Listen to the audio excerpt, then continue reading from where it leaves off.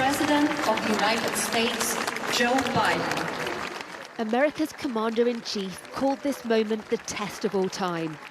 Ukraine and its Western allies taking on Russia's Vladimir Putin, democracies against autocracies, and he didn't hold back. Putin has the gall to say he's denazifying Ukraine. It's a lie. It's just cynical. He knows that. And it's also obscene. He reached out to ordinary Russians. Let me say this, if you're able to listen. You, the Russian people, are not our enemy. I refuse to believe that you welcome the killing of innocent children and grandparents, or that you accept hospitals, schools, maternity wards, and for God's sake, being pummeled with Russian missiles and bombs. Then, a final personal assault on Russia's leader. Ukraine will never be a victory for Russia, for free people refused to live in a world of hopelessness and darkness. We will have a different future, a brighter future, rooted in democracy and principle, hope and light, of decency and dignity, of freedom and possibilities. For God's sake, this man cannot remain in power.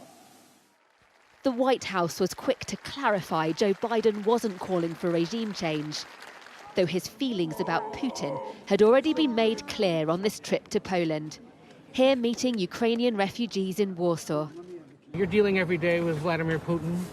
I mean, look at what he's done to these people. What does it make you think? He's a butcher. On the fourth and final day of a trip to Europe, President Biden also held talks with the Polish leader. It's a sign of the vital role this country is playing in the West's support to Ukraine's war effort. Many weapons gifted by NATO allies to the Ukrainian military are sent over the Polish border into its war-torn neighbour. The American president apparently gave assurances this flow of arms would continue as he met separately with Ukraine's visiting foreign and defence ministers.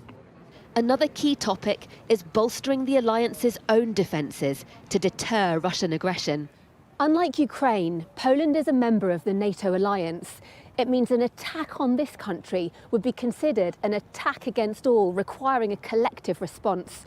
The US is keen to reinforce this principle of Article 5 as allies adjust to the new security reality triggered by Russia's war next door.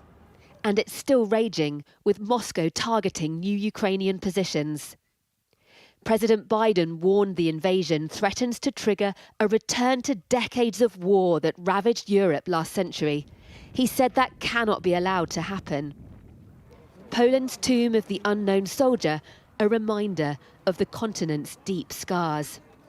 Allies know they must stay united and become stronger if they're going to meet the challenge of these changing times. Deborah Haynes, Sky News, Warsaw.